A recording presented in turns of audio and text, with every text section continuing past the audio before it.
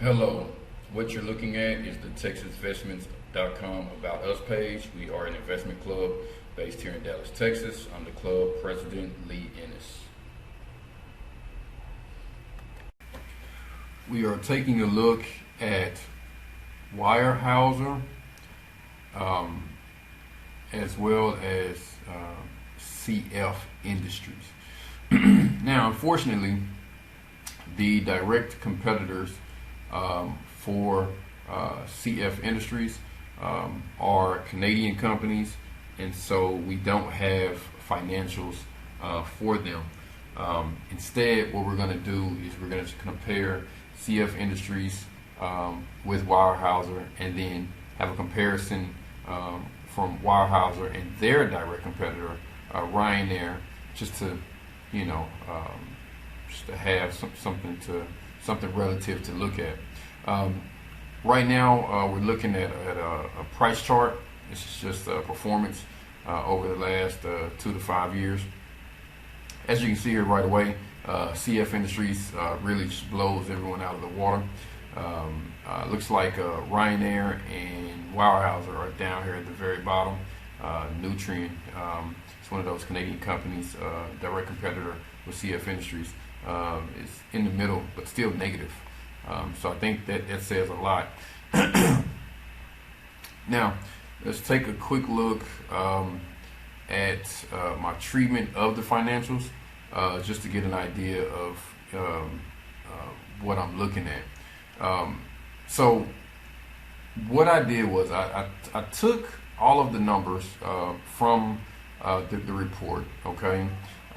One of the things that I did was I used net profit to cover the dividend to see if, in fact, net profit was enough to cover the dividend. Now, most companies use, cash, they use debt, they use, many different things to cover the dividend. One of the most popular ratios to use is cash flow, to see if the cash flow covers the dividend.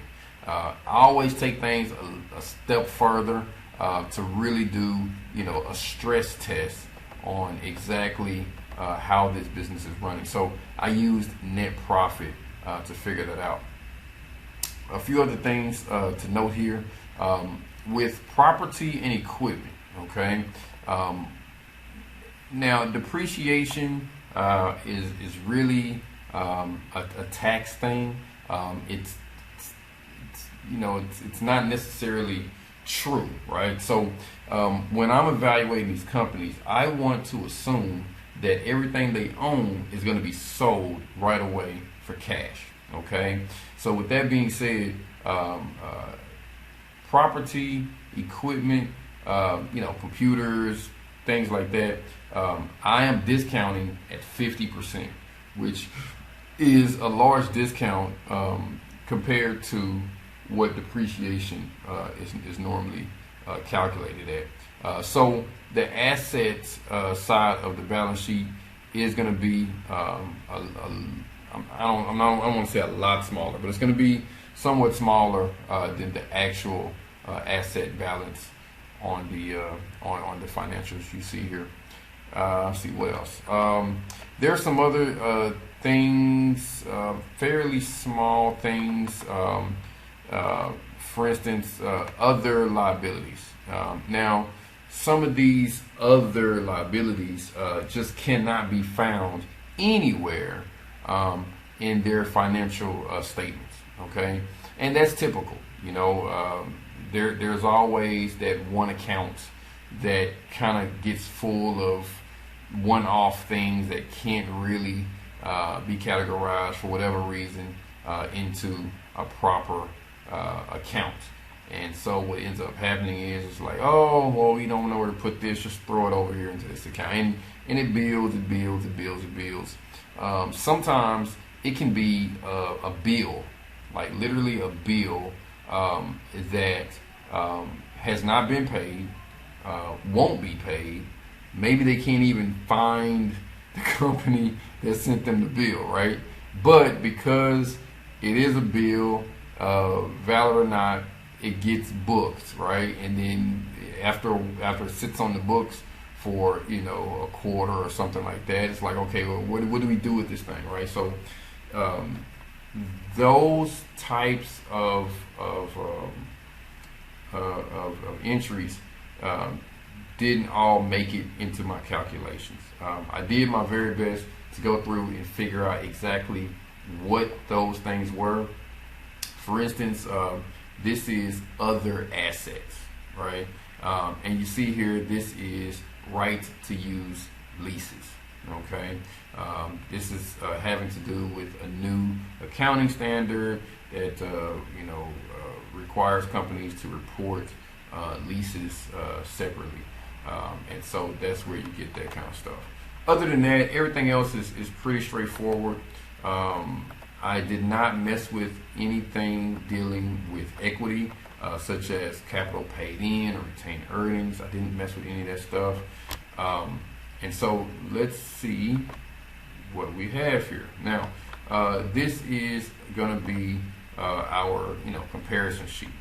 We have the actual breakdown of the balance sheet and profit loss statement here, but this is just a kind of a scoring sheet. Okay, so dividend coverage, if it's positive, that means that they had enough net profit to cover the dividend for that year. Okay, and we see here for CF Industries, it was negative in 18, positive in 17, negative in 16. Okay, earnings, this is actual earnings per share. All right, and you see in 18 it was negative, positive in 17, negative in 16, and this is the my PE ratio, my PE score. And again, this is simply the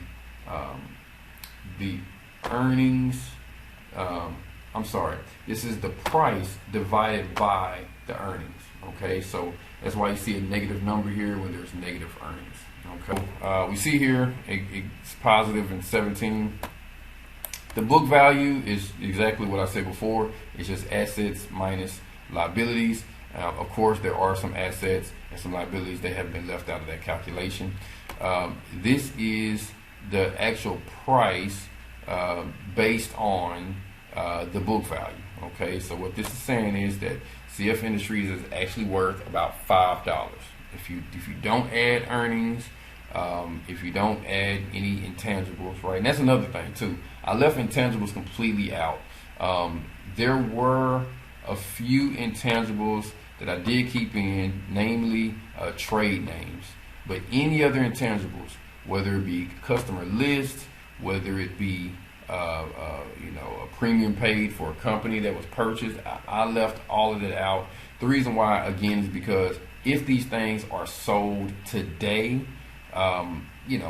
we can't guarantee that they're going to get anywhere near what the goodwill value is, right? So I left that stuff off. There is value in trade names, of course. There is value in customer lists. But again, what that value actually is really hard to determine. And so I left it out. So that's why my numbers are going to be a lot smaller than normal. All right, so price to book. This is saying that the price right now is 9 times the book value. Okay, and this is really going to be more for comparative purposes, not necessarily real numbers or real valuations, but just to compare it to the other companies, because the same treatment was given to all these companies. Okay, all right, and these are different years, of course. All right, and then so what we have here is just an average to break this stuff down. So on average, their dividend coverage is negative. It means net profit is not enough to cover the dividend. On average, their earnings are negative, and on average, the PE is negative simply because the earnings are negative. And the price to book on average is 10 times. The price is 10 times the actual value of the company, not counting earnings. All right, Weyerhaeuser. Worse, right? So negative 97 on dividend coverage, just pretty bad. Earnings are literally double negatively what CF Industries is.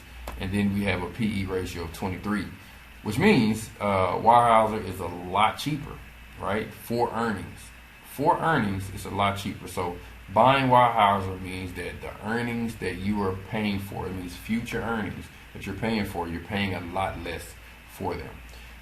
And then price to book, again, if Weyerhaeuser were to be sold today, dollar for dollar, penny for penny in cash, we're saying that the price is 3 times what the actual cash value is of the company, which is a lot cheaper than the price to book value here for CF Industries. Now, Rayonier is a direct competitor of Weyerhaeuser, and so looking at this kind of tells us, where Weyerhaeuser is in the industry. Okay, these are both timber companies. They both sell timber and related products, and so seeing how Weyerhaeuser stacks up to someone in their industry, I think says a lot. Now, Rayonier is not in our basket of stocks because Rayonier is a much smaller company. The market cap for Rayonier is only about $3 billion compared to Weyerhaeuser's $20 billion. Okay, but I mean, great company. I mean, same treatment was given to all these companies, and their dividend coverage is astronomical. I mean, they can more than cover the dividend with their profits. Earnings, great earnings, more than positive. The PE is sitting at 0.23. So very cheap valuation. You're not paying much of anything to get these future earnings right now. And price to book, again, very cheap, very cheap. And I've gone over these numbers a couple times because I couldn't believe it. But yeah, I mean, it's real. So with that being said, again, it's really hard to make a comparison when market caps are such a big difference. But they are still timber companies, and Weyerhaeuser is doing a poor job, to say the least. Really wish we could purchase Rayonier, not in our basket of stocks, but it looks like CF Industries, even though it is much more expensive than Weyerhaeuser, they do seem to be the better company, the more profitable company.